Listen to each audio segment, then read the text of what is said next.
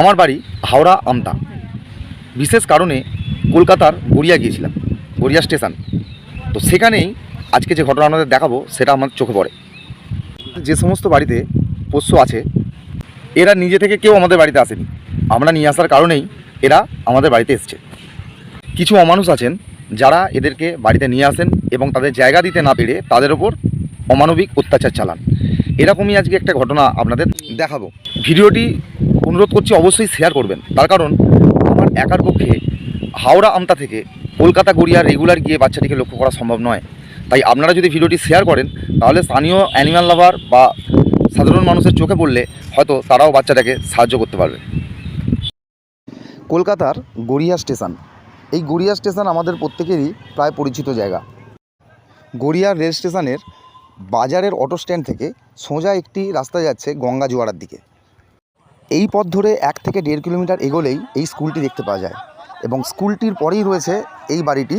সঙ্গে রয়েছে মাইতি এন্টারপ্রাইজ নামে একটি বিল্ডার্স, যেটা চেনার জন্য দিয়ে রাখলাম। এই বাড়িটায় জানলার মধ্যে যেখানে দাঁড়াবার বসার ভালো মতো জায়গাই নেই, এক হাতও জায়গা নেই। রোদে জলে বৃষ্টিতে বাচ্চাটিকে 24 ঘন্টা এখানে বেঁধে রাখা হয়। বাচ্চাটিকে দেখতে পেয়ে আমি রাস্তায় দাঁড়িয়ে আশপাশের থেকে খবর নিয়ে এটা জানতে পারলাম। তারপরেই আমি বাড়ির মালিককে ডাকি এবং উনি বেরোবার পর বাচ্চাটিকে এইভাবে কেন রাখা হয় এই নিয়ে প্রশ্ন করায় ওনার সাথে আমার কিছুক্ষণ বচসার সৃষ্টি হয়।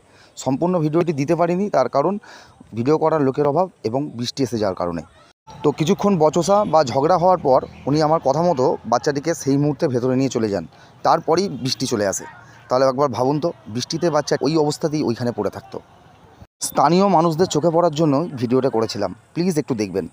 আমাদের যাতায়াতের পথে বা যে কোনো ক্ষেত্রে এরকম ঘটনা আমরা সর্বদাই দেখতে পাই, কিন্তু আমরা নিজেদের দায়িত্বটা এড়িয়ে যাই। সবার কাছে অনুরোধ করছি, দয়া করে দায়িত্বটা এড়িয়ে যাবেন না। আমিও পারতাম কোনো কাজ আছে, বৃষ্টি পড়ছে এইসব ভেবে বাচ্চাটিকে অ্যাভয়েড করে যেতে, কিন্তু আমি সেটা করিনি। তার কারণ আমি থাকতে পারিনি বাচ্চাটার করুণ অবস্থা দেখে।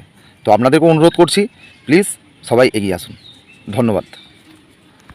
এবং ভিডিওটির কিছুটা অংশ পুনরাবৃত্তি করলাম এই কারণেই, ভালো করে লক্ষ্য করবেন ওনার নিজের বাচ্চাটি সেটা রয়েছে পুরো নিরাপদ জায়গায়, মানে বাড়ির মধ্যে, কিন্তু এই পোষ্য বাচ্চাটি রয়েছে রাস্তায়। তো আবারও একবার আপনাদের অ্যাড্রেসটা দেখাচ্ছি।